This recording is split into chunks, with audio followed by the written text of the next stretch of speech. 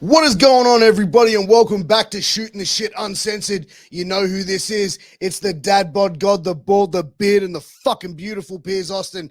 And tonight, we got a special one for you guys. We got the one, the only, Mr. Tod Gordon, original ECW owner and professional wrestling icon, in my opinion. You know what I mean? Like, this guy was part of one of the most iconic companies in wrestling history, and we're going to get into that and much, much more, because you know that's how we do. But before we do, I need to take a quick second to tell you about Sleefs.com. That's SLEEFS, Sleefs.com. Now, listen, if you or someone you know is an athlete, Sleefs is the place for you. They've got all your athletic gear and wear covered. They've got your armbands, compression pants, compression shorts, headbands, boots, mouth guards, and they've even got those dirty boxes that you always hear me raving about. And I got to say, guys, these are the only boxes that I wear these days.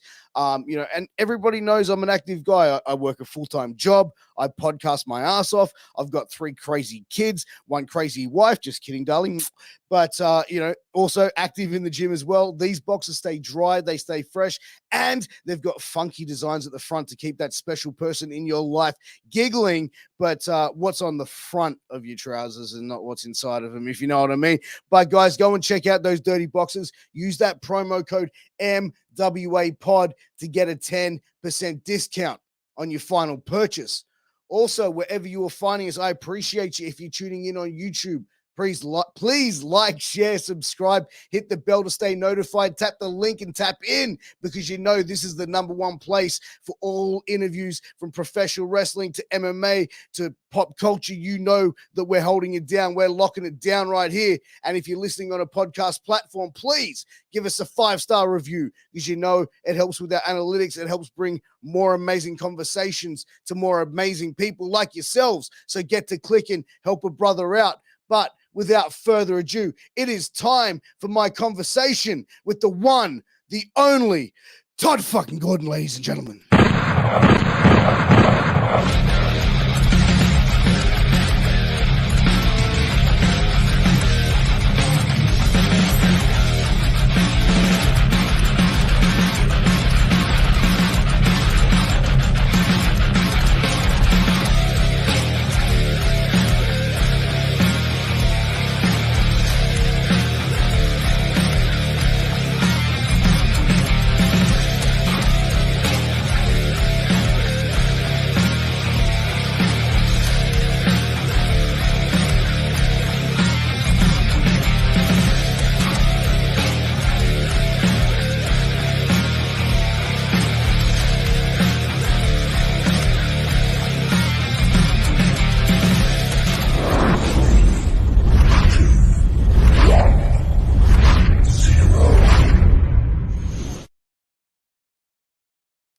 And we are live with the one and only Tod Gordon. Tod, how you going? Great pad. He said, Sleeps, right? And just got, oh, no, I'll talk to you later. Bye. Tod Gordon, what's going on, man? Welcome to the show, brother. Pleasure to be here, my man. How are you? I'm really good, man. I'm really good. I'm really excited to have you on. I've actually wanted to have you on for the longest time. And, I feel like we kind of got in contact about a year ago and sort of aligned the time to be able to do this now. So, again, thank you for giving up your time on a Friday evening for you at this. Brother, it took me a pleasure, long time to get here. It's a pleasure to be here on a Saturday morning for you. I know the kids are driving you crazy. Wife's driving you crazy. It's all good. Oh, that's it, man. You know how it is. But man, getting straight into it, Tod, I kind of like looking at your background, I really found you to be a really interesting person for a lot of reasons. And one of the things that is because you were a businessman that was not a wrestler, not someone who had a wrestling background, who got involved in professional wrestling and bought a company. And, as a businessman, did you see professional wrestling at the time as a viable money-making business? Not at all. I was just a mark who was able to luck into something and put it together. Local level, bar scene, 80 people showing up. I had a license, whatever it was just like, to me, it was going to be fun. Do something I loved all my life. So literally, since 5, 6 years old, I love wrestling. Thought about being in it was like, a fantasy, not real. I mean, you're a kid, and I don't want to be a wrestler. I would love to be in New Alabama, though. You know, it's like, but I love that shit as I was a kid. And then I looked into it, as I said, and the thing just, it was like right place, right time, fire, boom, it just took off. I had no clue that was, as a business, no, it was going to be a hobby. Maybe once a month hobby. Mm. But very small level. Then all of a sudden that hobby became real business. Like, whoa, better start learning fast. Yeah, I mean, like when you sort of got in there, like, you know, as you said, you know, you went in there as a mark at the time, you know, just basically getting to run shows. And I think a lot of people, like when you start getting into that, people who don't come from being wrestlers who become promoters, that's where it really starts. And I think that for a lot of them, you see that they get smartened up very, very quickly on how the business can be, because the professional wrestling world, like for people, like fans don't actually understand how things really work in pro wrestling. And it's like till you're involved and you're around that backstage environment and you start seeing how certain mechanics work, because it's like professional wrestlers are a different breed of human being altogether. Would you agree? Oh, 100%. I mean, but thank God I'm a fast learner. I mean, I had the right people teaching me. You know, and I started from scratch, and I learned that bam, bam, bam quickly. You know, I realized how not to lose money, how to make money, et cetera, et cetera. What was the give and go? I mean, things I would have done when I first started, like someone said to me, like, see, Ron Simmons, here's that for name. We're in Florida. I've worked in the business now a couple of years. Now we're running, you know, nationally, whatever the case may be. We're running Florida, number one. Okay, right there. Yeah. First time he ever worked for us, he said, "Can I talk to you outside?" I said, "Sure." And after this guy, huge, obviously NCAA champion. He was like, he's a big guy. Yeah. And he said, "Yeah." He goes, "I know we agreed on this price, but I didn't realize I would have to do the job." He said, "So I'm gonna need some more." Now we had a thing in ECW where everybody, first time in, had to do a job to show they're willing to be part of the crew. Instead of coming, I'm too good to do that. That's cool. Stay home. So when I first started, he was there my first show. I'd be like, sure. How much more do I have to give you? Like, but now it's a couple of years in, and I'm saying, I said, all right. I appreciate your perspective. I understand what you're saying, and thanks for coming. I'll just use you maybe another time. I'll use somebody else tonight. He went, no. Nah, I mean, we can work this out. I said, no, we can't. My budget's done. I can't do it.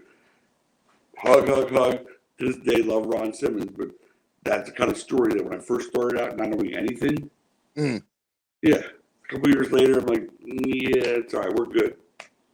Yeah, because that's the thing, that like the boys will always try, like, to try it on, you know what I mean, to get a bit of an extra payday, you know, or a bump in the payday, I should say. And it's like, it's interesting though. But like, what was your, like, once you sort of were running shows and you were around the situation, like, what was probably one of the biggest surprising factors for you, like in the professional wrestling, like almost like an eye-opening thing, like a whole, what the fuck?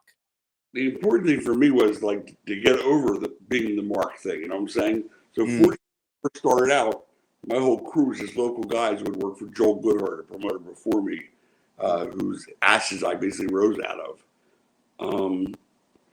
So it was a different kind of crew. It wasn't like there was no one there who was going to try to say, "Hey, I want more money." That wasn't going to happen. These were guys who made 100 and less a night when I first started out, and I learned the ins and outs there at the ground level there from the very first show I ever ran. The first show I ever ran on Mike Schmidt's Sports Bar. Larry Winters, Tony Stetson, Johnny Hotbody, and JT Smith were the four people in the main event. They came to me and they said, "Listen, we want to paint JT white." And I hated that. Larry Winters was the booker for that first show. Yeah. I said, it's so not my. I said, how about this? Okay, as long as you paint one of you, the other guy's black. So they're like, not that that made it any better, but to my mind, at least there was some kind of equity there where I wouldn't feel like this is so bigoted. You know what I'm saying? Yeah. So they go to the ring, and of course, they forgot the black paint. There was only the white paint. I came backstage. It was the last match, and I said, "Hey guys, guess what? You're not booking anymore. Taking over I'm taking over tonight. I'll be the booker going forward. And here's the way it goes. If any of you, anybody, says and does something other than what I tell them to do, either they don't work here anymore, I'll just shut the thing down. I don't need this. But understand that you're not going to screw me over when I tell you to do something, and you tell me you're going to do something, and you do something completely different, thinking, oh, that's okay. He's just, no. And that night, the first night, they're all going, oh, shit, he's a real boss. I mean, yeah, I run other businesses. It's not my first time running a business. Yeah, exactly. It's my first wrestling show. But, come on. And after that, I took over the book from the second show, and I never had that kind of an issue happen again. Yeah. Because, I suppose, at the time when you broke into wrestling, you would have been, what, mid to late 30s at the time, right? Well, ECW was 92, so that would have been 37. 37, yeah. Prior to that, I was, like I said, I was with Joel Goodhart, solid investor, but also did some work with him, helped him out. And he, as I said, he went bankrupt. He also didn't listen to any business advice I gave him, but he went bankrupt. And then the guys like Bob Ortiz, the ring announcer, Larry Winters, the guy who I just mentioned as the booker, and another guy who was the sound guy, they all said, can we talk to you in your office? Okay. I mean, I barely knew any of these guys. They all came in to see me after work. I said, please, can you keep this thing going? Just the sports world. We'll do everything. Bob says, I'll ring announce for free. Larry says, I'll wrestle for free and book the show. Steve says, I'll do the sound for free. We all just want to have this. We don't want to lose this little thing that we have. I mean, it was like one step above, let's put on a show with our gang kind of thing. It was like, little rascals, whatever you want to call them. That's where they were. And they said they just want to have that one time a month or whatever it was. It gave them a chance to get out and do what they love to do. So I said, okay. So I went along and I did it. And then on the first show, they screwed me over. I said, okay, not happening. Because I felt bad. Fans were saying, what kind of bullshit was that? You painting the guy white. I said, and the promoter's the guy that gets the first fucking blame thrown at him for that kind of shit. Always. I'll take you up a couple years later. Public Enemy, Tanaka and Paul Diamond, bomb match, explosion match. They're gonna fight up into this cage, and they're gonna blow the losing team up. Nice. Yeah. The whole match. They fight all the way up the ladder. We have gunpowder set up in this little explosion kind of thing. The cop who decides that he's going to be part of the show, come on, you're going to pull him up the steps on the gunpowder. Had no business being involved in this at all, by the way. You should have stayed away and let them do their thing. Gunpowder's going. And I'm on the floor going, 10, 9, counting down to 1 with a big explosion. 2, 1. Oh, shit. And I go, and I start walking to the back like I'm talking to somebody by myself, just trying to get the hell out of there. I'm going, bullshit. The audience killed me for that. I'm going, I'm going to find out what happened. What the fuck happened? Oh my God. Johnny runs and the cop stepped on the damn ball of gunpowder. Nothing to do to make any kind of explosion. All you get is a puff of smoke, man. I was like, yeah. But you know what? I feel like when with wrestling and explosions as well, especially on the independent level, because you see in death matches as well, in today's current hardcore style of wrestling, right? Whenever I see anything with explosions and stuff like that, it's I can appreciate the spot that you're trying to pull off, but for a lot of the times it's always you know what I mean? Onita pulls that shit off. But it's it almost seems like he's the only one he's got the team around him to make it look spectacular. Now, again, this was 30 years ago. It's not all these independent people have been trying this kind of stuff. And we weren't trying to blow the roof off the building. We were on the top stage. It was just enough to be effects. Get notice. Anything except of smoke. Really. They were just ugh. But yeah, that's the kind of thing. And the audience was enraged with me. When did Eddie Gilbert come into the company? Well, I started running, as I said, local shows, and Dennis Carluzzo, who was a New Jersey promoter, And we had an agreement. He doesn't cross the bridge, nor do I. I won't put on shows in Jersey. He won't put on shows in Philly. We're like 20 minutes away, 30 minutes away. Try not to use the same town, et cetera, et cetera. He got an offer to do a show after a convention at a hotel by the airport in Philadelphia. He's not supposed to be in the airport in Philadelphia, so he contacted me and said, listen, can we do this together? I'll share the profits with you. I'll do all this work that I was going to do. And if you guys want to even have one match, I'll give you a match on the show, whatever you want. Just, let me do this and just take the money kind of thing. And I thought, well, it can't be bad if the A is going to be the kind of house that we expected to have. And we would do the convention during the daytime, then the show at night. And there's going to be Sandman with Peaches and myself against the Spider, I think was his champion, and Dennis Carluzzo is his second kind of thing. We're going to have the schmoz, the whole deal. Yeah. What the hell did you ask me? That I got here. How did Eddie Gilbert get involved? So that night of the convention, or that night of the show, I'm walking backstage, and I said to Eddie, I said, I hear you book TV. And he said, you got TV? It was like I was talking about drugs. You got shit? I said, you got TV? I said, yeah. He goes, let's talk tomorrow morning. So we had breakfast the next day. Told him what we had going. We had an offer for TV.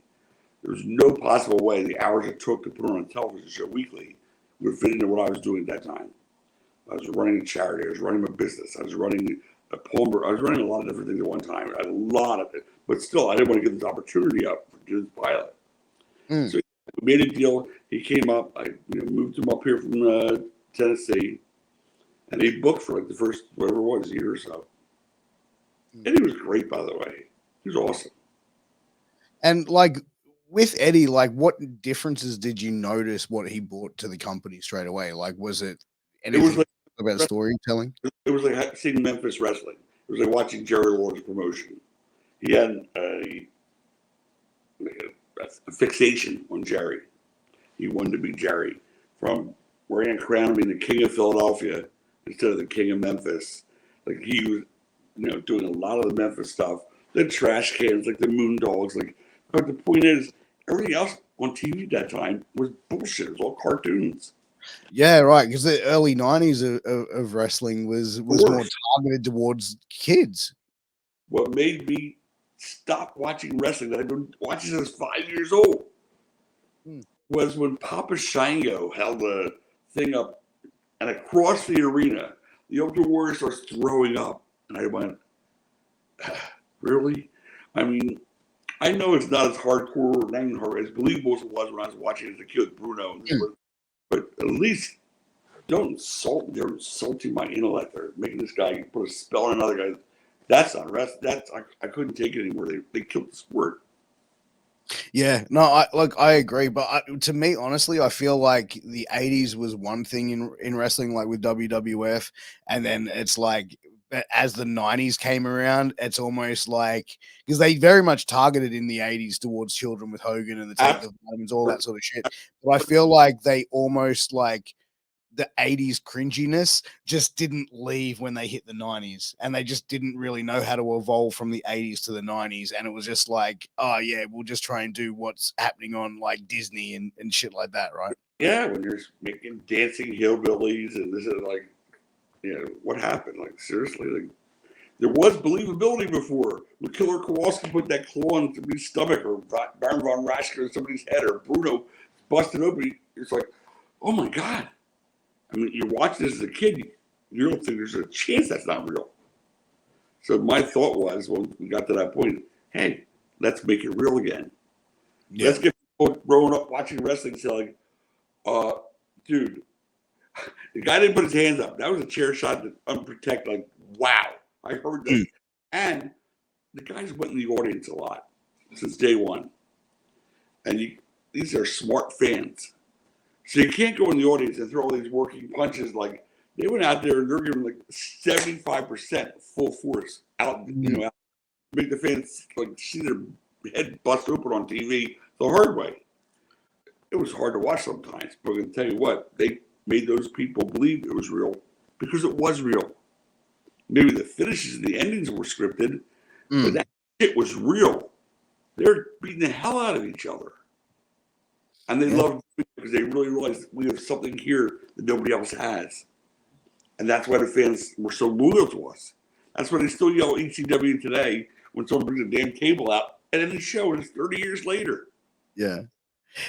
Like, did you feel like the crowd, like in Philly, was always very demanding of violence and like, you know, always expecting you guys to sort of level it up all the time?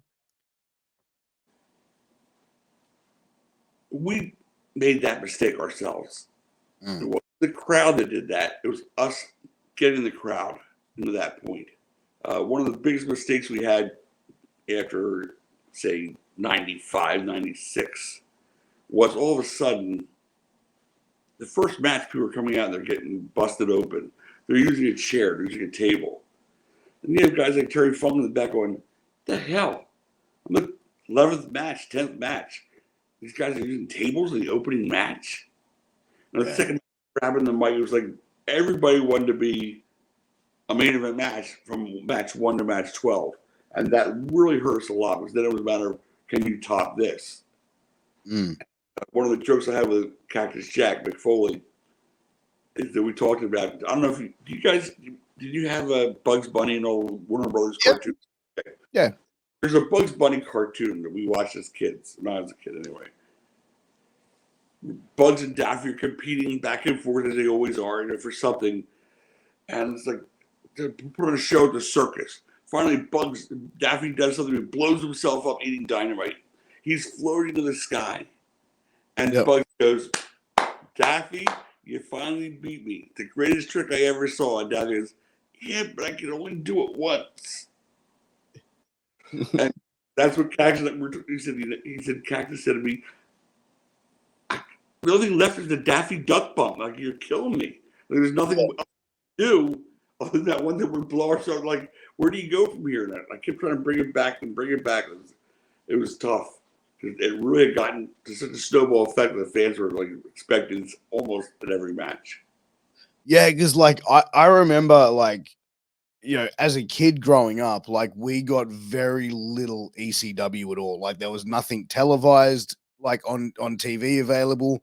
And I remember like first seeing ECW, like I said, probably like 10 years old, going to a video store and finding like an Eastern Championship wrestling tape that was there.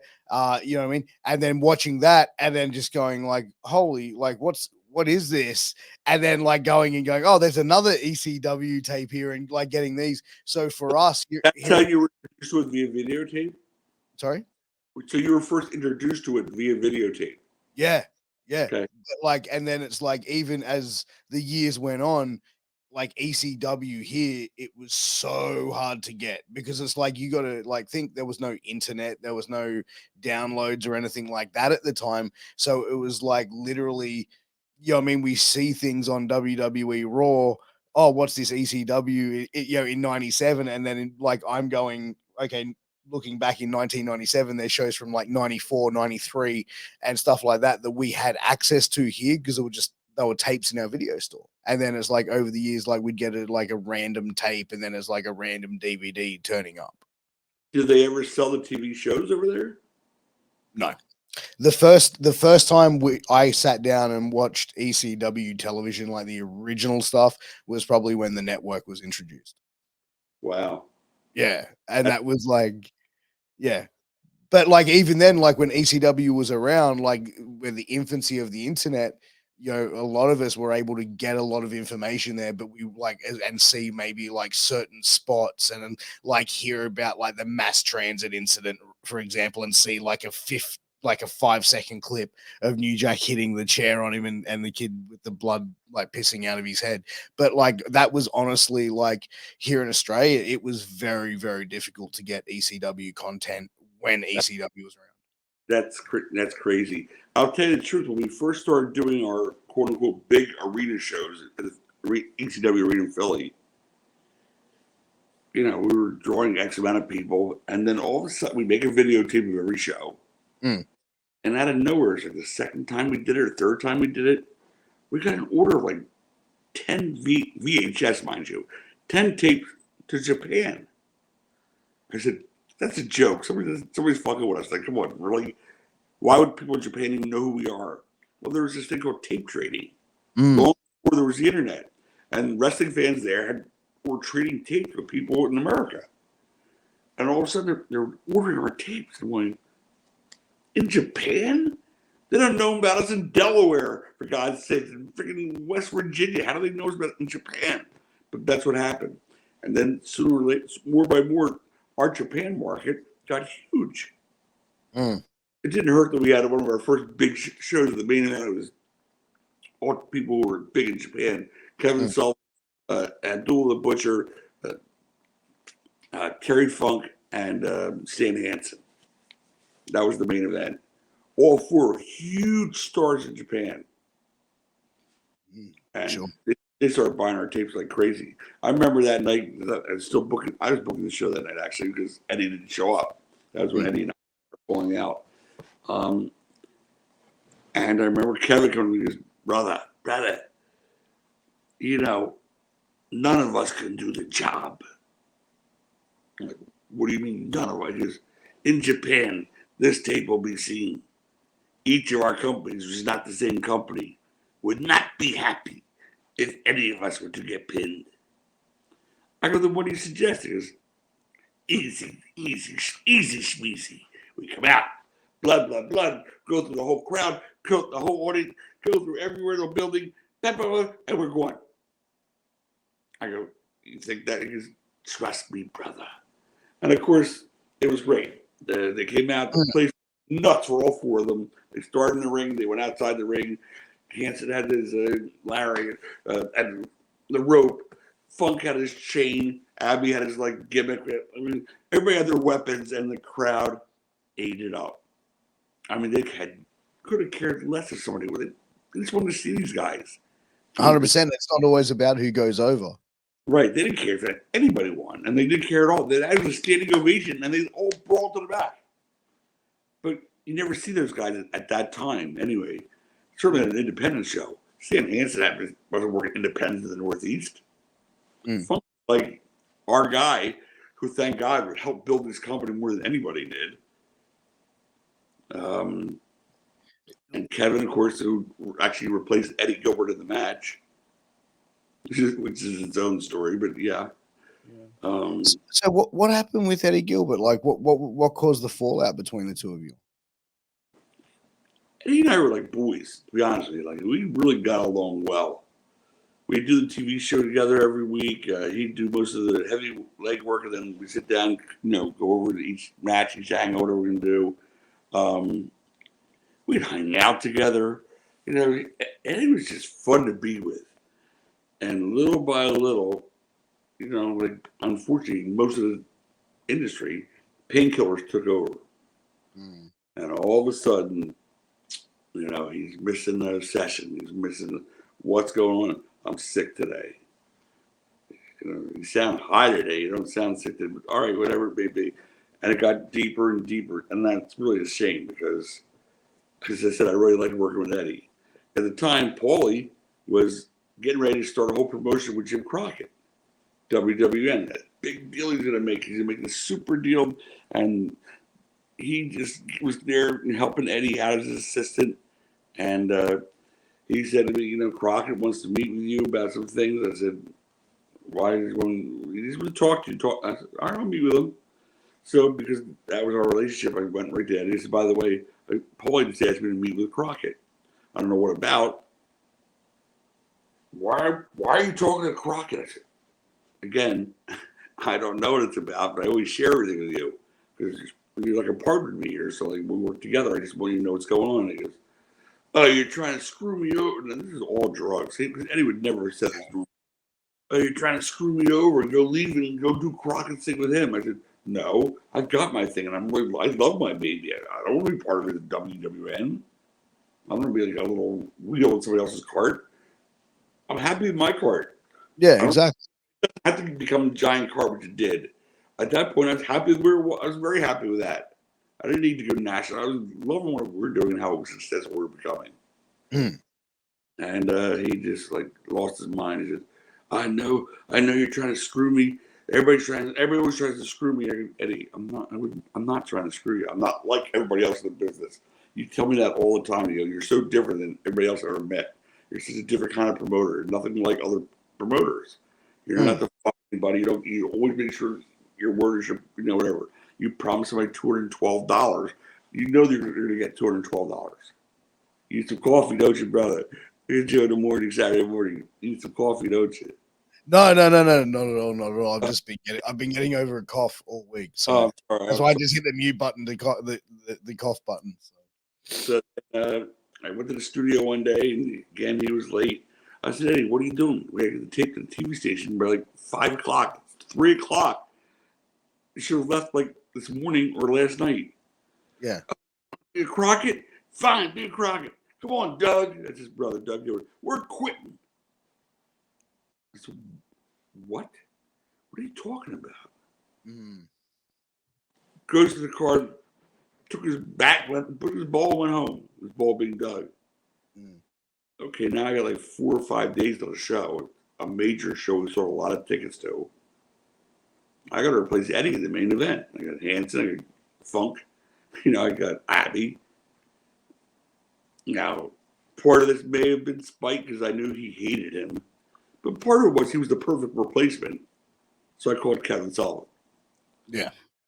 He's like, I'd love to be there. Can I bring my wife Nancy? I said, sure, it's all good. 2 days later, Eddie calls me up. He goes, I'm sorry, boss. I don't know what's the matter with me. I don't know what I was thinking. I'm just really sorry. I am. Of course, I'll be there Saturday.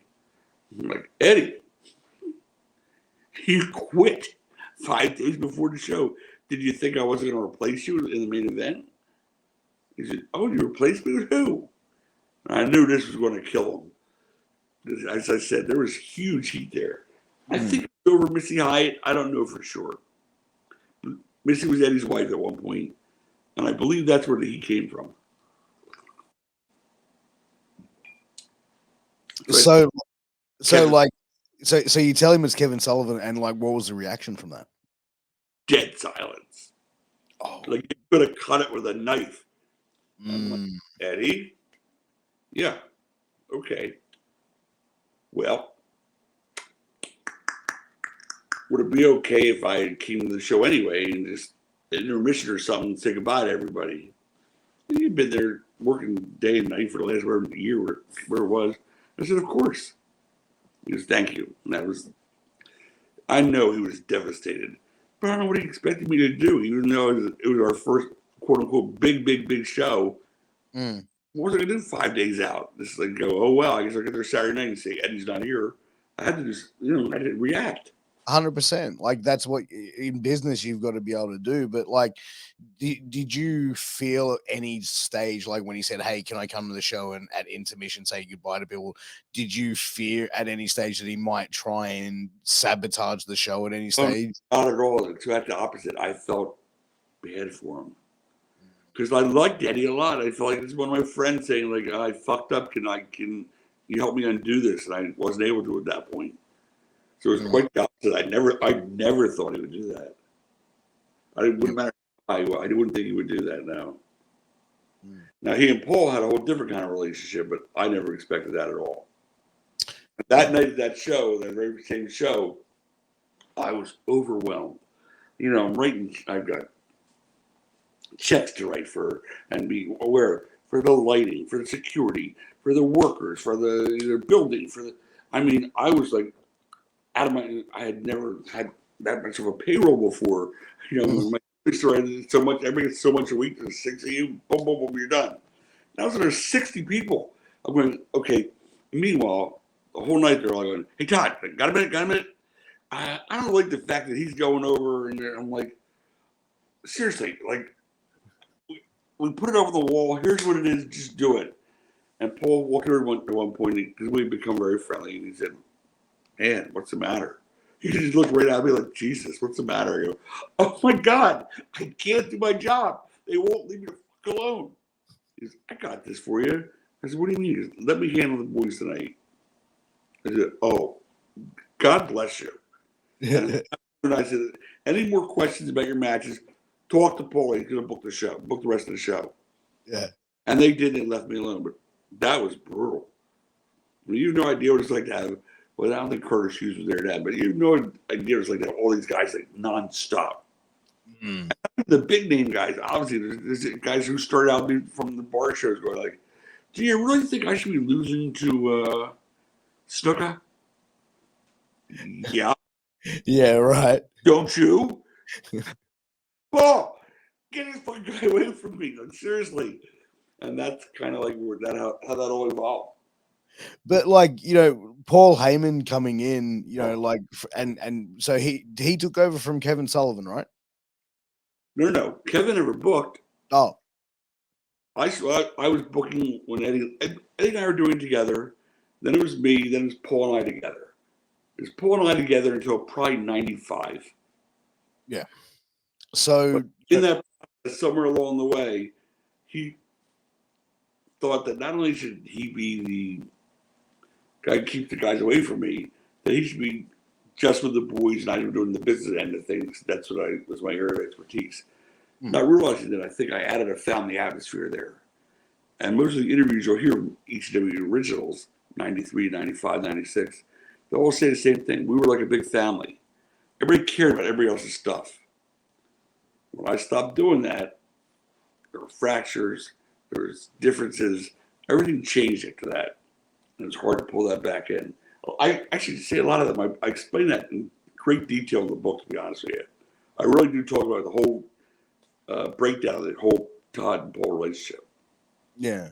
Like, do you feel like he may have like tried to split the boys against you in some way, or was it like I think he didn't like the fact that they all felt close to me.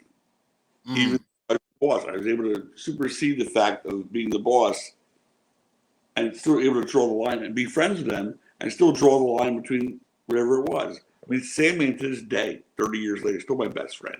Told him right before the show started. But back then, he'd say, I don't want to do it. I said, then don't. Leave. I'm doing you a favor. No, like we understood each other. Yeah. I really was able to pull, and he's a guy who would party with it, but yet I'd say, no, you're not going to win the belt. I don't want to put her on you yet. You have to accept whatever it is, accept that. 100%. Then he got to a point where he never wanted to win a match.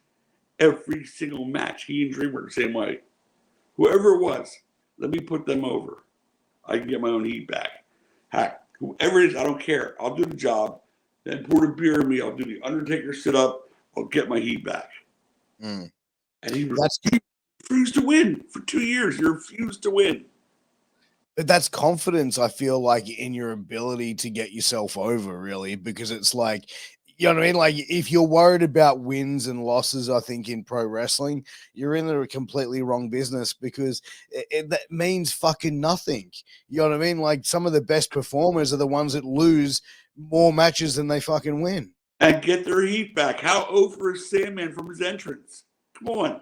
He didn't care or lost. He knew the next time that music hit, and he came out with the cane and hit himself in the head with the beer can, he had all he needed for the night. He didn't need more. Let me give this guy a rub. But you know what? Like, I always say, and people question this, I say Sandman, to me, you put in the same category as almost as like a Hogan, as a Cena, as a Rock, where it's like, you know what I mean? He doesn't need, like, people go, oh, he wasn't the greatest in-ring worker. He didn't need to be. He never needed to be the greatest in-ring worker, because he came. I don't think any one of the three names you just named would have felt as they're getting more and more successful. Like, I don't need to win.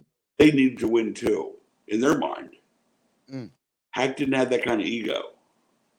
That wasn't what he's about. That wasn't him. He was a pain in the balls. He's my best friend. There must be 30% of the book is Sandman stories. They're crazier and crazier, and people will go like, no, that didn't happen. Yeah, that happened. That happened in the hotel. No, it didn't. Yes, it did. He's nuts like that. But he's a great person. Yeah, I mean, I think, like, because he was one of, like, your original guys there. Like, he was there, like, from the very, very start, I believe. Close. First show, Mike Schmidt's Sports Bar, first time ever, painting the faces white and black. Salmon can't work the show.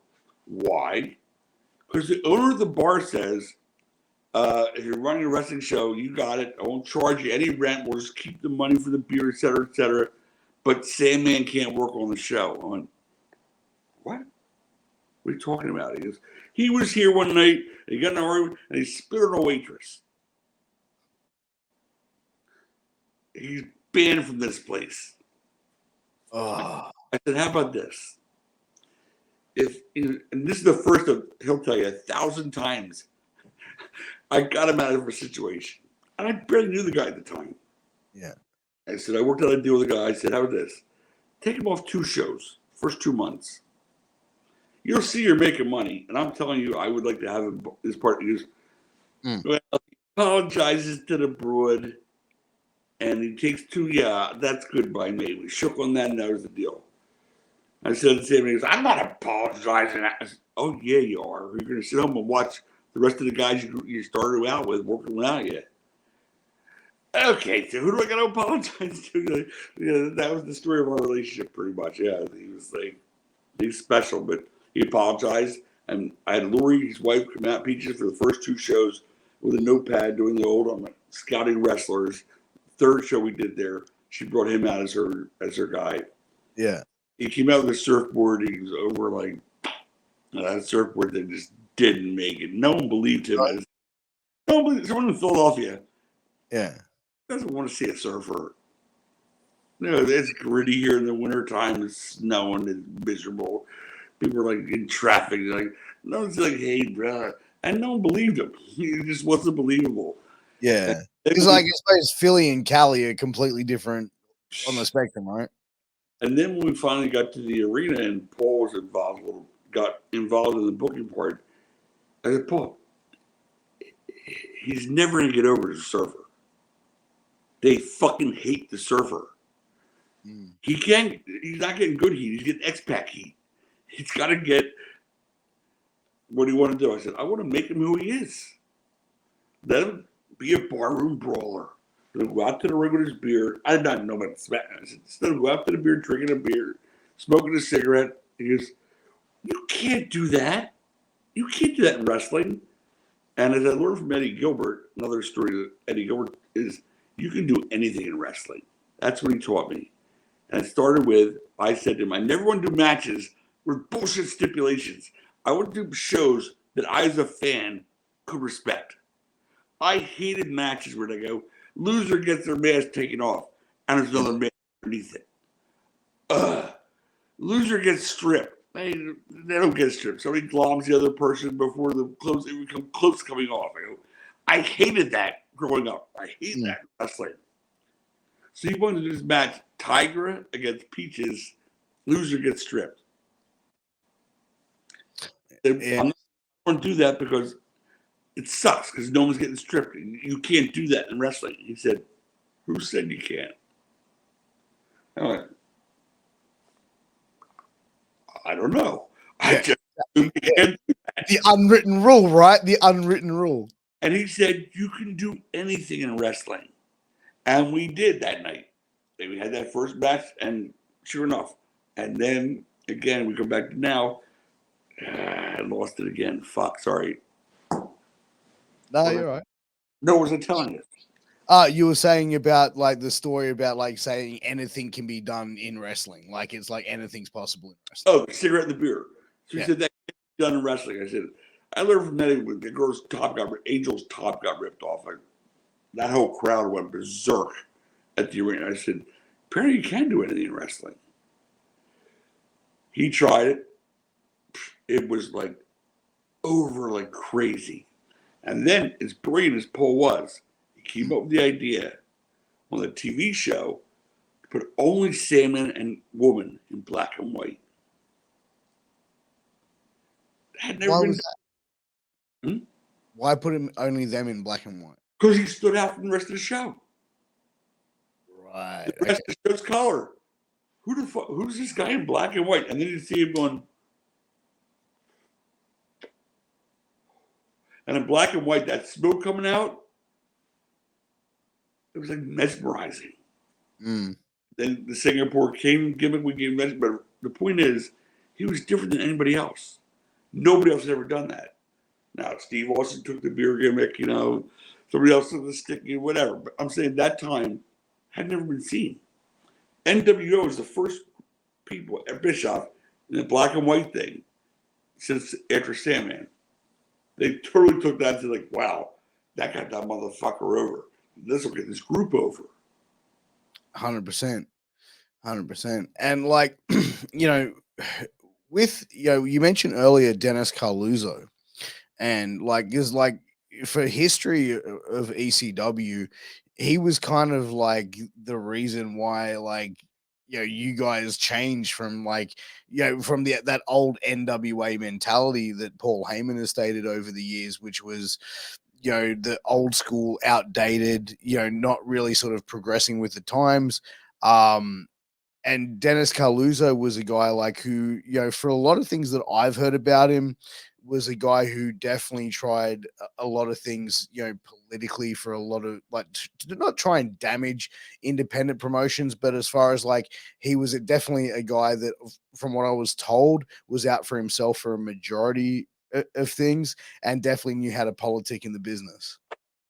Yeah, here's a story on that.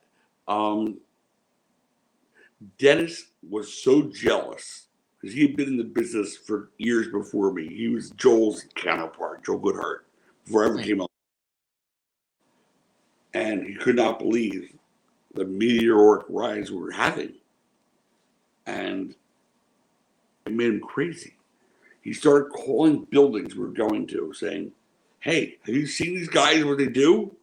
Let me send you a tape to the CYO Center, to the Christian, wherever it may be. Then he called the fire marshal to Philadelphia thing. There's more people in this building than there are allowed to be. Thank God our crowd was such a late arriving crowd. Like, they'd all be coming in as the first match was starting. And the fire marshal would come. We got a complaint. Thank God it's only 7:30 when the show starts at 8.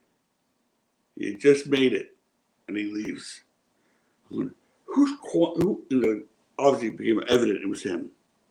He's calling fire marshal. And I said that anybody would listen. If this guy would put 40% of the effort into building up his own company, so he doesn't trying to destroy ours, he could maybe have a really good company. Who knows? 100%. He spent effort in this. It's crazy. Then I got a call one night at the arena. The head of security, Mark Shapiro, called me up. Tod, can you come outside? I go, no, sure. You might want to come outside. I walk outside. He's in the parking lot. And there's Dennis and Chino Moore, his like right-hand man. He's biting his fingernail. I go, what? He goes, they've been taking the caps off everybody's tires in the parking lot. They're laying. I go, what? They're on the ground taking caps off of the tires of the fans in the park. What? It's in the book. It's a true story. And my first reaction was, I said to him, I said, dude, you couldn't pay one of your $20 a night guys to do this? You came out here and did this yourself? And what was his response? He know what to say. Mark said, do you want me to have him arrested? The guy doesn't want to say anything. They didn't say a word. I said, you know what? I feel sorry for him. No, fuck him. Let me get him out of here. He's going, thank you, man, as he left. For the most part, that's the end of my relationship with him. Until Jim Crockett came to me and says, I want to do an NWA tournament. I want to restart NWA in Texas, where I live. But we have no TV. Nobody in the NWA has TV. The only reason I was a member there is because Eddie Gilbert, when we first started, said, it's nothing to join. It's a couple $100. But you put NWA in front of Eastern, at least people have heard of NWA. No one's heard of Eastern. It might get us more credibility. Which in time it did. Excuse me. You're right. And after a while, we didn't need it anymore. Me and Paul, and we really didn't need the NWA. And Crockett says, please, can we do this tournament?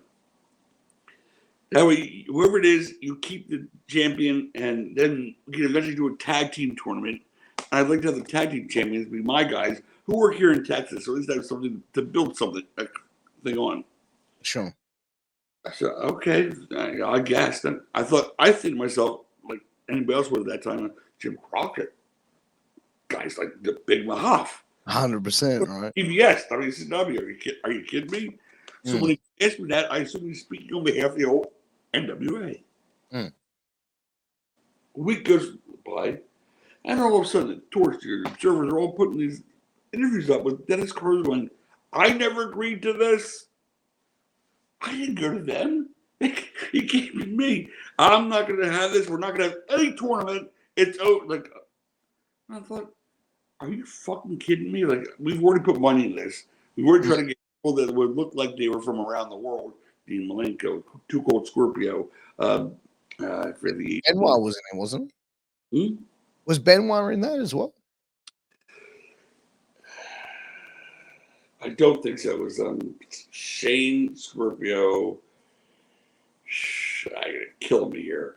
Yeah. If you look it over the internet, you'll find it faster than I will. It's like, it'll take you 3 seconds to find each competitor. 911. Malenko, his first time in. It's hard to. I'm trying to like just quickly. Here you go. I'm gonna bring it up now. World title tournament. Dean Malenko, Osmanu Nishimura. Yeah. Doink the Clown, 911, Shane Douglas, Taz, Scorpio, Benoit, Cactus Jack, and Mikey Whipwreck, and the against the Public Enemy. Yeah, that was a tag team match, but the tournament was just guys. Yeah, that was just a tournament. Sorry. But Benoit, Malenko, I mean, it was talented tournament. Yeah, stacked. We were to seem as though it was really legitimate world tournament. At the time, we were doing this to crown an NWA, ECW champion kind of thing. Yeah. And then she said, you better go through. If I say no, it's not. I'm going, dude, like, I would not have. I spent money on TV promoting this. Weeks. I didn't ask you guys to do that. I thought President Crockett came to me and said, would you do this for us? Are you going to shit on me like that after all the other things you've done? The tires, the fire marshals. Are you kidding me? So that's when we said, you know what? I guess it's pause I do. I got an idea, he said, but it's, lighting shit on fire. It's like, it's a crazy idea, man. Because that, you know how I am. I said, all right, tell me the idea. As long as you're not really lighting the building on fire, because I had to put that out more than a few times. Yeah. What is it? He said, how about we get our guy, we pick a guy, and he throws the title down, and we just say, hey, fuck the NWA. We're now also a national company. Not Eastern. We're Extreme. Eastern was local. But Extreme. What the fuck? Trust me. You're like 2 years away from everything being extreme. Extreme sports, extreme this, extreme. 100%. And it wasn't a word based. It was a word, but it wasn't something that people used towards anything else at the time. He was that far ahead of the game. That's how smart he was. That's crazy. That's crazy. And like, because I remember like originally seeing that NWA thing with Shane throwing the title down and the promo, and I think it's probably one of the most iconic moments in professional wrestling history for a lot of things, because like at the time the NWA didn't really hold the prestige that it did years prior, like honestly. And if you look back at the history books, like the NWA wasn't really, at the peak around that time, was it? Oh, not at all. It was the 60s and 70s thing with Jack Briscoe and Jerry Briscoe and the Funks. It was that's when it was big. Now it's like a shell of itself. It's just something that still was hanging out there, and nobody was using it. They had their own federations, but nobody had TV except us. Yeah. So we thought, like the only thing I worried about was one person. I worried about offending Terry Funk, because I love Terry Funk. He wrote the foreword to my book. Really? Yeah, Terry Funk wrote the foreword to my book. That's beautiful. Yeah, I love that guy. So I worried about offending him. I said, you think he'll be upset? Like, I really don't care about anybody else in the past. Our whole thing is we're anti-establishment. We're the first people to go on TV and say, hey, Hulk Hogan's sticking needles in his ass. Like we acknowledged other federations. No TV show ever acknowledged any other wrestling but their own. We broke that wall down, amongst others. But we broke that wall down.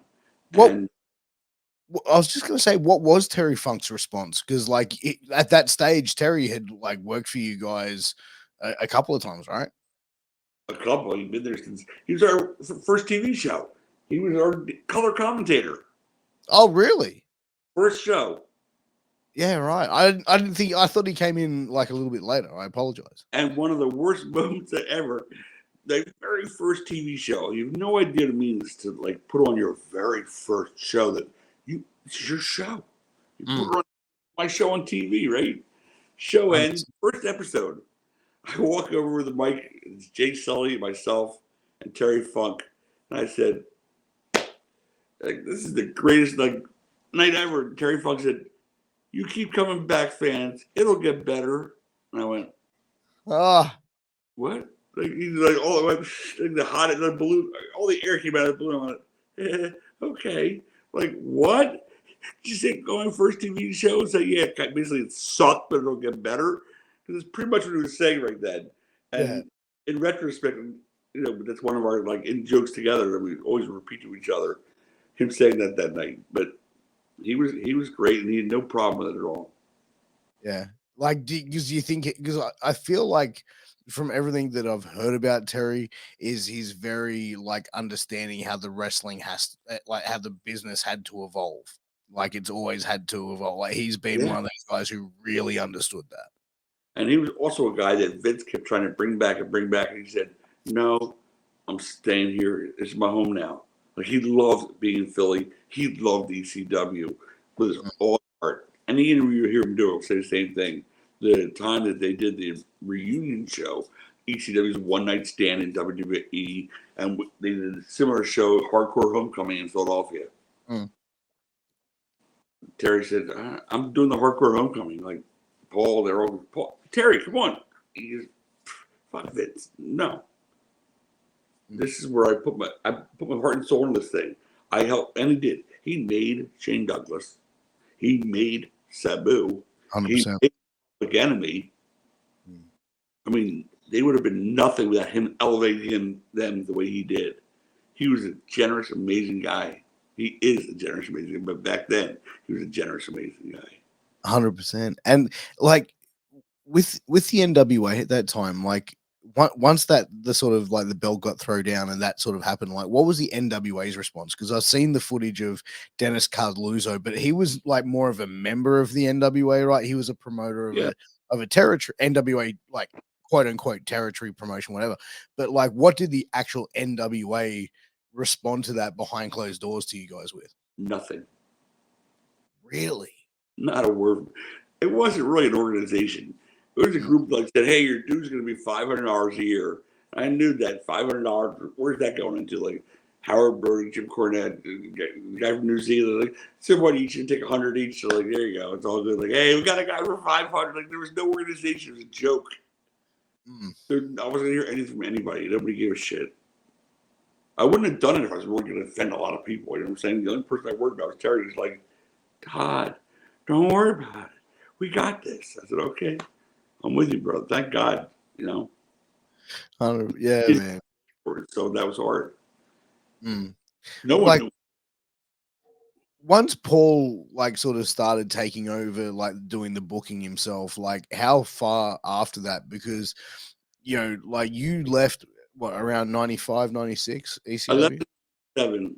I gave up the ownership rights in 95. Right. So did you like sell the company to Paul then, or did you just hand it over to him? Okay. First of all, I booked along with Paul until that point. In 95, I don't want to give away the whole book, but there was a whole situation between the two of us where we had opportunities to bring other investors in that could have kept the company afloat. He rejected those investors. At the time, I couldn't understand why. Turned out later on that obviously there was a relationship there with he and Vince that I knew nothing about. And again, I go into all the details. I don't want to give it all away here. I really want people to read the book because it's startling, a lot of the facts that no one know about. It's crazy to think, but like for you to step away, like what was the whole mindset for you? Were you burnt out at the time? Like for you to hand over ownership? Burnt out, but I didn't step away for 2 more years. I stayed there to protect my investment. I stayed there to be still the conduit between the people in Japan and our company. Fumi Saito is the guy who runs all the wrestling magazines, and he was buying our videotapes raw, and like $5,000 a tape each show. I mean, it was a big. That's the kind of deal that no one could get. And I had arranged that deal, and so I kept that deal going. And other deals that I still remained the face for, but I only did that at that time because I wanted to A, keep the company alive, and B, keep the guys employed. If I just pulled the plug, all my friends would be out of work. Yeah, it was a hard emotional thing for me. But after 95 till I left in 97, it got to a point where I couldn't do it anymore. It was like, please just tell this guy I mailed him a check. Please just tell him. I said, no, I never lied to these guys the whole time I've been as their boss. I never lied to them. I'll do it now just because you're the boss. I won't do it. And it got to a point where I said, I can't anymore, and I walked away. But I did it for 2 years to try to regain my investment. I had a deal in place. Do you feel like if you would have like remained like owner of that organization and remained in control of the business aspect side of things at the very, very least, that ECW would have continued to thrive? Or do you think it would have gone on longer than what it did? The mistake we made was we grew too fast. I mean, in a year or two, a pay-per-view company saying we're putting on pay-per-view, we're all going, oh my God, pay-per-view. But yeah, it's $350,000 up front. And you get your money back in like 8 weeks, but your next pay-per-view is in 4. So in another 3, it was like ungodly. There was just no way to keep that kind of flow. We had TV shows on in New York and in Florida, not to mention the other shows that were the cable, like, around whatever it was, some of the Sports Channel America. So we'd be on every city in the world, but at different 3 o'clock in the morning, 4, who knew what we'd be on? Now, for Sunshine Network and MSG Network, which we wanted to run those areas, that was big stuff for us. But it was also big money. Yeah. And you'll read that Paul, pretty much had said, I got New York cornered. I am New York. I'm Studio 54. Everybody loves me. Every commercial's done. It won't cost us a dime. We'll make money just on the TV show. I need to get one advertiser. Not one. Florida, basically the same thing, but with a different, we did get the advertising we needed. And that was a tough night. We're talking about $7,000 a week with no return. That's rough. And that gets, after 6-7 months, also you're like, wow. How much am I down? Like, whoa. Like I'm saying, like, you promised me this, you told me that. Like, nothing's happened. And there was a lot of things going on with he and Vince behind the scenes. I became aware of much later. And again, it's all spelled out in the book, but I don't want to give it all away. But I'm just saying it's a shame because we had such a good thing going, he and I. We were like best friends. But what was the whole story? Because like Paul came out and said, that there was a mole that was working a deal out with WCW or leaking like guys over to WCW, and I think it was like Fonzie and yourself he named as like the potential moles there. But like I feel like before I get your response to that and your answer to that, like I feel like this conversation, like you and Paulie working together, like a lot of stuff was like miscommunication. It's like, oh, this didn't get mentioned. You know what I mean? Like the wires got crossed somewhere in between working with each other there. it wasn't really miscommunication so much as at that point when I was ready to leave, their guys were really unhappy. They all wanted to jump. They were getting bad checks. There was a division between the New York crew and the Philly crew. I mean, it got that whole family atmosphere that we had, where for the first 2-3 years, every wrestler in the back was watching the monitor on his little 12-inch screen, whatever, everybody else's match. I'll never forget Hawk coming through the curtain going, what's going on? What are we looking at? And we said, the next match. He goes, what's going to happen? Right? No, it's not that. We were like we were a team, like we were the little engine that could.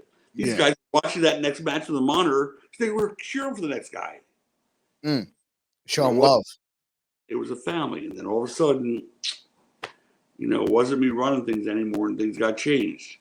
And then Taz started his own, faction. It was the School of Hardcore. Where then he'd come in and dress in his own little area there. Like it used to be. You see the fractions happening. Yeah. I said, I can't do this, as I told you. Shit, I did it again. Where'd you start me at? We were at so the ECW, the WCW mole. So like that was the whole thing. That was they labeled you and Fonzie. Said, there's a mole in our company. I said, no, there isn't. I called Terry Taylor and asked him if he was interested in Sammy and Sabu and Fonzie because they can't stand me here anymore. They were my guys. They weren't his guys. They won out. I said, that's not a big. There's no mole. When I made the deal with him about giving him control of the company, I gave him as part of the deal and get my money back, the ownership of the tape library, which he could not do TV shows without doing those B-rolls of everything that happened 25 years ago. That was critical. And so that was the only really egg I had in my hand. I said, I'll give you the video rights for you paying me back X that we've lost so far. And I go into a lot more detail again in there. And then I said, there's no mole. Stop it. He goes, all right, listen to me. I've lost the dressing room. I said, no shit. He goes, I need your help. I go, now what? I'll make this deal with you, but here's what you need to do. Let's just say there was a mole. I can build the whole dressing room together again instead of us against WWF or us against the world, is how we always started out. It'll be us against you. Oh, that's a lot to ask for, man. He said, you don't understand. You'll save the company. You'll save your friends' jobs. They were going to go out of business otherwise. I need to galvanize the locker room. And I took a day or so to think about it. And I said, and of course, Paul being Paul was like, and you'll come back next year as the greatest heel in the history of professional wrestling. And he can make you run through a brick wall. I said, yeah, a bit of bullshit. No, I'm serious. You come back as the guy that tried to sink the company? Wow. He did his whole shtick. I said, look, I'm going to go along with this now and not say a word because I want these guys to work. I don't want anybody to lose their jobs. So when I left, I sat back, took the heat. Yeah. Even though I was still talking to them almost every day. And the boys didn't know that other than my guys. Like Sandman, Fonzie, Sabu, Scorpio, like my guys I was close with. I had to say to them, you can't say anything. You want to work, you want to keep the company alive. You can't say that, this was bullshit. You can't out him. And they didn't. Do you feel like you go down in history because of like things he said as like, like have you had fans come up and negatively react to you because of that? Never once. Really? I've done 100 conventions. Never once have had anybody come up to me not say anything nice or positive. Not once. And when they read that book, they'd be like, oh, fuck. What the fuck imploded motherfucker. Yeah, but I did what I thought was best for the guys. I've always been that way. I always put the boys first and their need. You know, I always try to look out for the guys. Yeah. And those guys would see that and appreciate it, right? Well, the first couple of weeks, nobody said anything, and then I read there's an interview with somebody that has made a comment about negative comment towards me. The next week, Sandman went and did a comment and said, like, hey, fuck Taz, he killed Taz. Taz, like, in the locker room, brother, why would you say shit like that about me? He goes, you're looking to fucking kick your ass for saying that about Todd. You should have known better. He never explained it to him that happened in the locker room, like, within weeks of this. And I said to him, dude, like, bring it down. Like, we're trying to get the locker room back together. I'm taking this heat. No one's going to go away at some point. And again, Paul and I still remain friends until his DVD came out. He said, yeah, Todd was the moment. I went, wait, what? You never smartened up Dreamer, Taz, and the Dudleys? Like, what? You never ever smartened them up after that? Obviously, he didn't. That's the last time I ever spoke to him. That wasn't that many years ago either. Wow. Was that the rise and fall of ECW DVD that they put out? No, it's Heyman DVD. Oh, right. Yeah, that was like one they brought me forward, paid me to do it like an interview like about Paul, and I was still couching my comments on, well, you know, he could stretch the truth a little. I mean, I totally purposely did not bury him. And then I see the DVD, and I saw that, I said, you know, come on, man, fuck you, I'm done. Yeah. How did you find like some of the other promotions that you started to work for, like, yeah, working with them? Because I interviewed Jasmine St. Clair not too long ago, and she mentioned that you were her booker for 3PW during their time of operation as well. How did you find working with Jasmine and 3PW? Well, I got a call from Blue Meanie one day, who was with Jasmine in the promotion. He said, hey, man, how you doing? Long time. I said, yeah, how you doing, Brian? He said, listen, we got a show. We're doing a promotion here in South Philly at the arena. I said, oh, good. He goes, we got a main event we want to do. Sabu, Sandman, and New Jack in a coffin match. Where's the coffin? There was the plastic one. I guess they called it a coffin. I don't know what they called it. It's something like a coffin match. Put them in the long, tip them up, and you carry them out. Like, I forget what they called it, but something like that. He goes, we're wondering, would you help us out? I said, what do you mean? He goes, yeah, we can't tell them the finish, and we can't like control that. We're worried about controlling them in the ring, and there's a lot of excitement about the match. Like, would you like book it and referee it maybe? Sure. I'd seen those guys. They absolutely came down, did the match, refereed it, you know, booked them, finished for the three of them.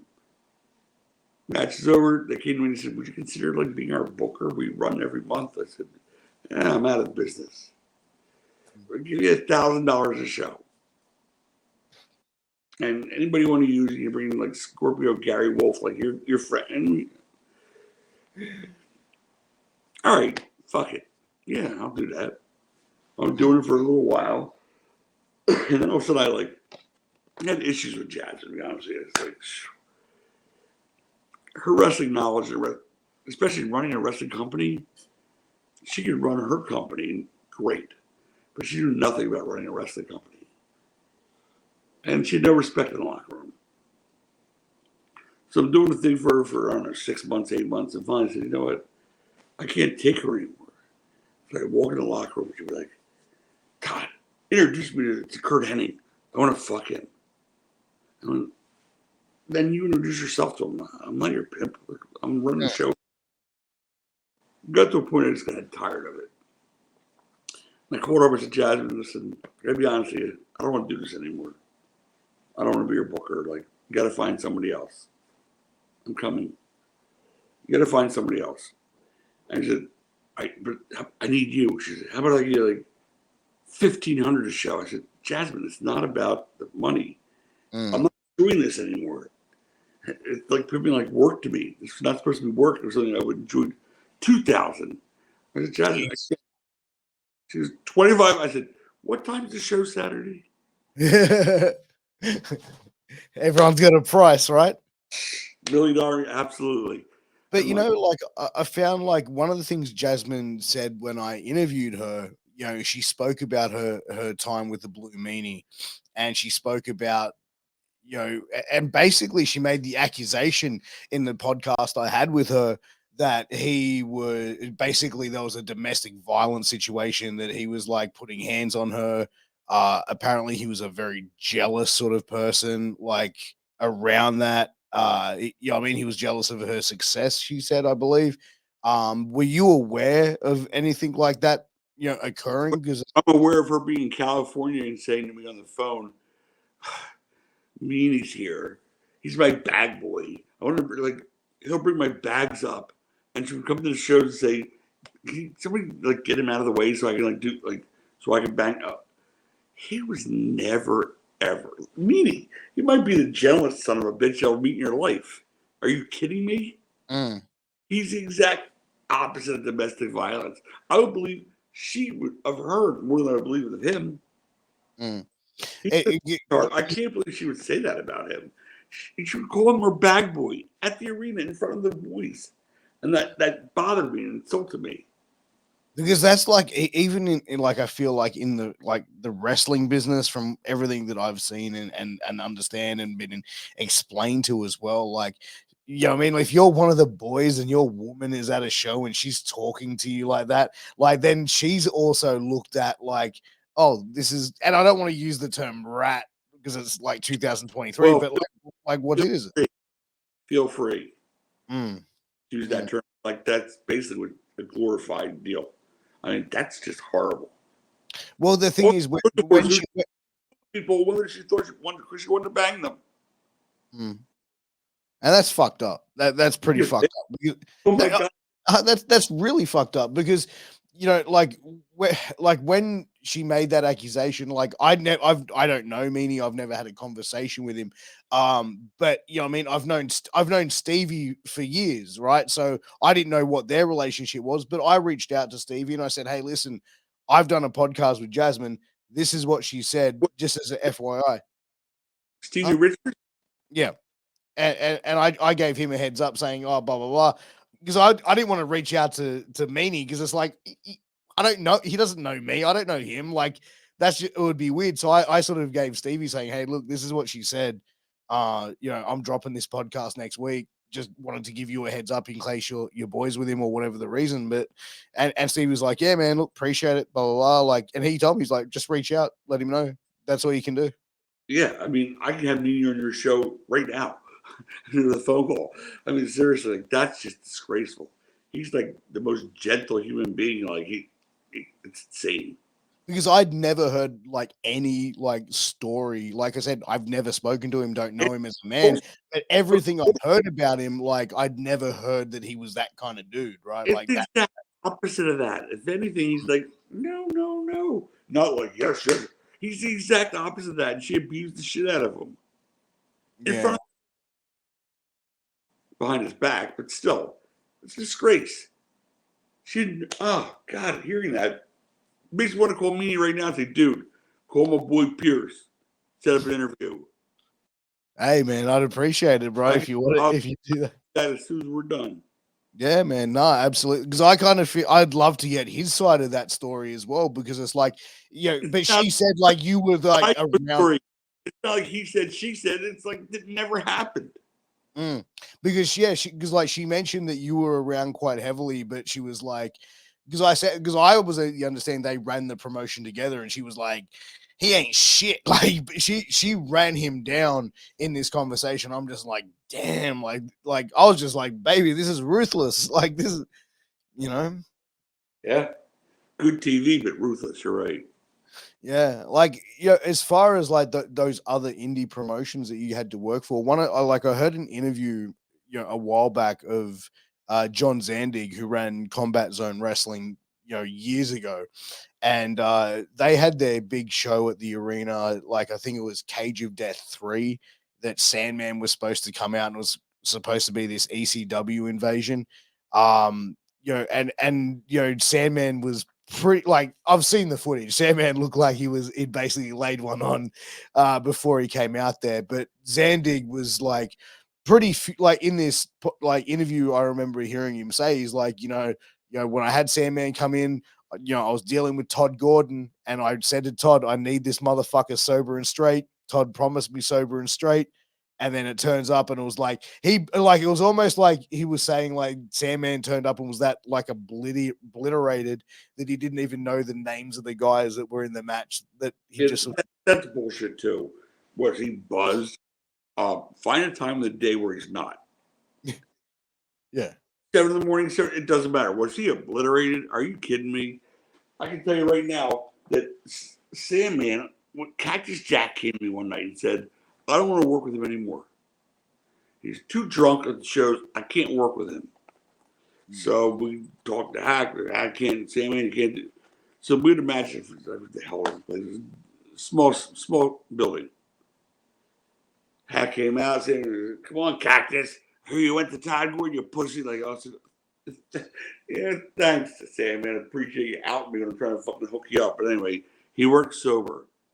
Yeah. It was the worst match Paul and I had ever seen in our lives. We're going, oh my God. Like, he knows no holds at all. And he's not taking normal bumps because he's feeling them tonight. He's 10 times better buzzed. Yeah. 100 times better buzzed. And after that, I said, dude, without going crazy, killing 5-6 pack, like, drink before your match you got to. I mean, he's drinking on the way to the ring. What he would drink on the way to the ring would make anybody drunk. Obviously, after you'd already been drinking like all day and all night long before the matches. Yeah. But just the guzzling on the way to the ring and in the ring. You're gonna get a little buzz on, right? Like you're having like 3 or 4 beers before you're even getting in there to have a match. Yeah, and that's on the way to the ring. He had the case in the locker room. He'd start around 4 in the afternoon or 3 in the afternoon. But he worked much better that way. Yeah. So do you feel like the CZW thing back then was kind of like... I don't think he was drunk. I think Zanny didn't want to pay all of us for the angle. Because it was me, Gary, Ted Petty, Rocco Rock. Shit. I don't know if it was 911, but it was like 6. It could have been me. There were like 6 of us. So you feel like he was using that as an excuse to sort of like... 100%. Yeah. I mean, he was not drunk that day. How did you feel? Because like that crowd was pretty much like sold out, and I feel like there hasn't been many promotions probably since, you know what I mean, to get that big of a crowd at the arena down there, right? Well, I came out and I basically tried to be the heel, as I did with Dennis Carluzzo in that NWA, whatever the hell it was, in New Jersey convention thing. I started healing. This is my arena. How dare you, motherfuckers, better cheer for this other company? And what happens? Same thing happened with Dennis. I come up to heal the crowd. And they go, ECW, ECW. I said, oh my God. They won't let me. I can't be heel. No matter what I tried to do to that crowd, they love CZW, but now we're there. They hate CZW. Dennis's crowd in Cherry Hill, New Jersey, the big NWA convention. Oh, again, ECW. We're trying to come out as the heroes. We're doing everything we can to put these guys over, make them look good, make us look good. Nothing. It wouldn't happen. They refused to let us ever be the bad guys. Because they wanted to be like the heels themselves? No, because they loved ECW so much, they didn't care who the fuck their promotion was they were there to see. They just were showing us their love. They do. The crowd just gets excited. 3 weeks ago on Raw, when Paul came out in Philadelphia, 20,000 people 30 years later yelling ECW. It's crazy to think like how, like, because ECW was around for what, like 8 years? Yeah, like 7, 8 years, like give or take. And like like it's still one of like the most iconic promotions. But like if you look at ECW back then, like it was labeled like as the third promotion, but reality ECW for the most part was an indie fed, right? Like because it was like it wasn't really drawing Much like pay per view and levels like that really did it. Established Mm. us their promotion. Oh, Nobody else. 100%. But that was like much later, like down the line, I like know. First pay per view was like 96, 97. yeah, yeah. So I we mean, really were the third promotion at that point. like, but I'm saying before then, it was really like indie wrestling up until then. And I think because most promotions, even from an indie thing, weren't doing pay per views at all, and that really catapulted you guys to that. But to be indie promotion was more Eastern. Mm. So we actually decided we were going to be national and worldwide. We became that. We went to Japan and did matches. I mean, we really did travel around the world, and we really were accepted like and loved everywhere. The fan base is like still loyal to this day. That means so much to me. You've no idea that something I created is still like chanted. I mean, when I created ECW, I said, "Hey, I know what I'll call it. I'll call it ECW." And the joke was, when it changed to Extreme, it was like getting married to a woman with the same name and initials as your first wife. You didn't have to change the towels. We're still ECW. It was great. 100%.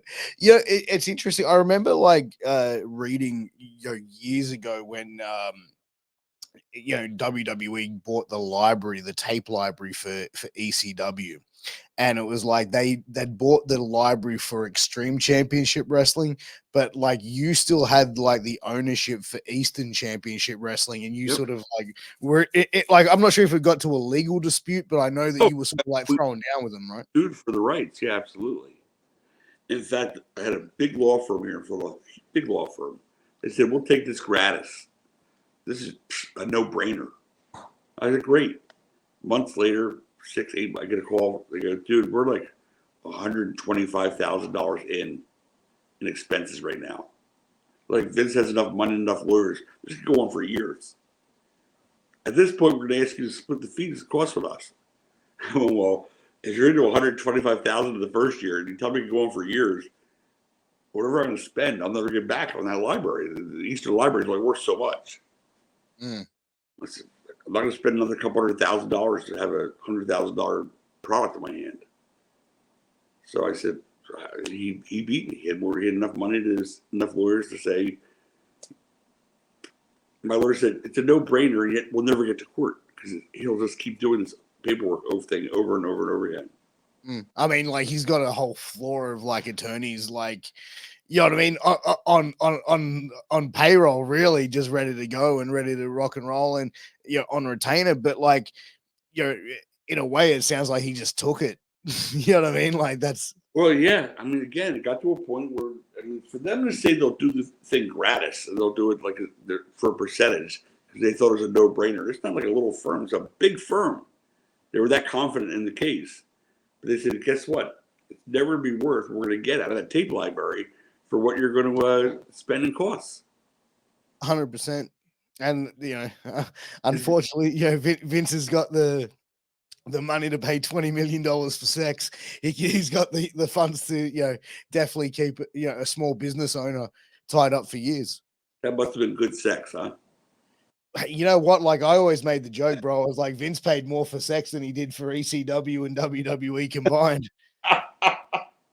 That's a great line, bro. You know what I mean? Like, tell me I'm wrong, right? So, but I really feel like this conversation it could go on for hours on end, Todd. And I just want to be like respectful of your time. We're just getting to an hour and a half. I'm going to put you on the spot here before we go into guess the Aussie slang. But I really feel like we can get a part 2 out of this conversation. Is there a chance I can get you back on Shooting the Shit Uncensored? Yes, it's going to take some time because my schedule is like nutso right now. But 100%, I enjoyed this a lot too. So yeah, I'd love to follow up with you. But you're right. I'm an hour and a half in. I'm like, that's good. 100%. But it is that time for Guess the Aussie Slang. How this is going to work, ladies and gentlemen. I'm going to fire a slang word at Mr. Tod Gordon from my land of origin, and I'm going to put it in a sentence so to make it even more funnier and out there. So, Todd, have you ever been to the land down under? You're going to embarrass me here like hell. I know you are, but all right, let's do it. No, I've not. Okay, so all right, we'll keep it easy and as we go in here. All right, so okay, so this is one we'll start. This is an easy one. Arvo. Hey Todd, what are you up to in the Arvo? Good morning. No, but you're close. You're in the right direction. Arvo is like afternoon, so we abbreviate everything here. So we put an O or an E at the end of everything in Australia. So that's a little bit of an intro. So okay, so here's another one for you. I'm not going to know that already. Sorry? What was that? I'm not going to get any of these right. I know that already. Oh, you will. All right. So here's one. It's called Bloody Oath. And I'll put in a sentence. Bloody oath, mate. Bloody oath. And that's not in a sentence. I just repeated. Bloody truth. Yep. That's right. You got one wrong. You got one right. Sorry, I should say. That means higher right now. Correct. Yes, it's true. You're right, mate. Bloody oath. Fuck oath. Okay. So here's another one. So budgie smugglers. Budgie smugglers. Homosexual sex? No. No. I'll put it in a sentence to you. Todd, it's middle of summer here, and oh geez, me dad just rocked up. He's about to go in the pool. He's wearing his budgie smuggler. Homosexual sex? No, I don't know. No, a budgie smuggler is a Speedo. And the reason why they call it a Speedo is because, like, a budgie smuggler, because when it gets wet and you get out, it looks like you smuggle. Anyway, you get what I'm meaning. Like, yes. Yeah. So I'm thinking smuggler. I don't know. I'm just. Yep. So here's another one for you. Bush. And I'll put it in pardon me. I'll put it in a sentence for you. Bush. We're going out bush, or he's gone bush. Naked? He has gone bush. No, so going bush, basically what it means is he's going to the countryside. He's going away from. That's my next guess, right after naked, too. Yeah. Okay. What about? Okay, so here's another one for you. Rooted. Kill me. Lucid. No. Rooted. And I'll put it in a sentence for you. Rooted. Okay. Oh, mate. I feel pretty rooted. Buzzed. No, so rooted can mean a few things. It can mean tired. It can mean dead. It can mean fucked. Rooting could also mean like fucking sex. So it's interesting whenever I've spoken to like people from America, I started seeing like American television. It's like you hear someone say, "Oh yeah, I'll be rooting for you, champ." And it's like us in Australia, we're like, "What? They're going to be having sex for you, bro?" Like that's I knew I should have quit after the one I got right. All right, so we got a few more. So here we go. Here's another one for you. Fuck me dead. I don't say that. Huh? That's an American expression too. Fuck me dead is an American expression? Really? All right, but what does it mean in America? Fuck me dead. Like, are you fucking killed? Like, oh my God, I can't believe that happened to me. Fuck me dead, man. Are you serious? Yeah. All right, well, I thought that was an Australian thing. No, that's true. I've said that. Okay. All right, so so this is going to be good music. All right, we'll get it. There you go. We give him a round of applause for Mr. Tod Gordon. All right, so we got two. I've got a couple more for you, right? So they're both going to be multiple choice. So this one, I'm going to use the words servo, durries, bottle-o, slab, Maccas. And I'm going to put this in a sentence, and basically I'm going to ask you to translate my sentence for me, okay? Oh, sure. Good luck. Okay, here it goes. Hey, Todd, before you rock up to my joint, mate, do you mind going past the servo, picking up a pack of durries, and then maybe swing past the bottle, pick up a slab? And, mate, I'm feeling pretty hungry. Maybe you can get some Maccas on the way before you pop over here, mate.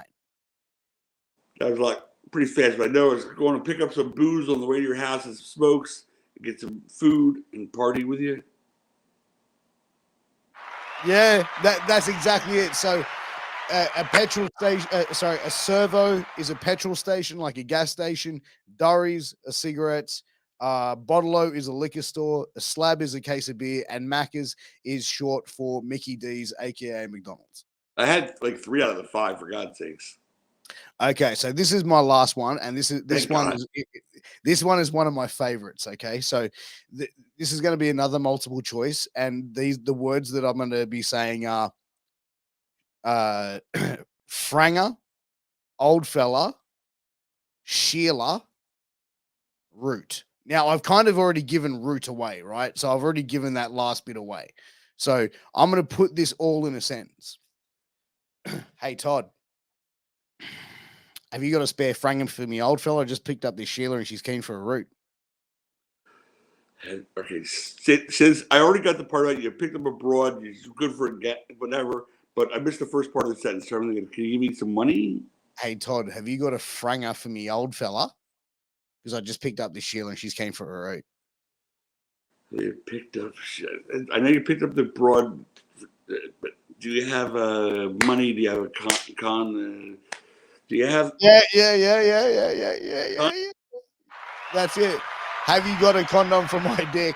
Because I've just picked up a lady who is keen for a bit of my company. That is what. And don't forget those underpants. What are they called again? Frisia? The sleeps.com, the dirty boxes. Gotta get them. Gotta get them, guys. Support but, that. Todd, thank you so much for coming on the show. Where can everyone follow you on social media? Are you on Twitter, Instagram? Where can people find you and show some love? Really, I'm just on Facebook right now. But again, we're promoting the book. It comes out in July. I'll give me one shot at promoting it. You can get it on Amazon.com. You can get it on Barnes and is it Barnes and Noble? Is it Barnes and Noble? Yeah. BarnesandNoble.com. You can get it on Amazon.com. You can get it. It's going to be so revealing that what I've told you is like a tip of the iceberg. I swear to you, I don't lie. The book's going to expose so much shit and tell so many funny stories that it's worth read. It's worth the read. Well, I tell you what, before we have you on next, I want to get my hands on a copy of that book. I'll read it, and then the next time we do a follow-up interview, we'll go over that book. It's been a pleasure, Piers. Absolutely, Todd. Thank you so much, guys. Please make sure to like, share, subscribe. Until next time, we'll see you again very soon. Take care. All the best. We love you. Peace.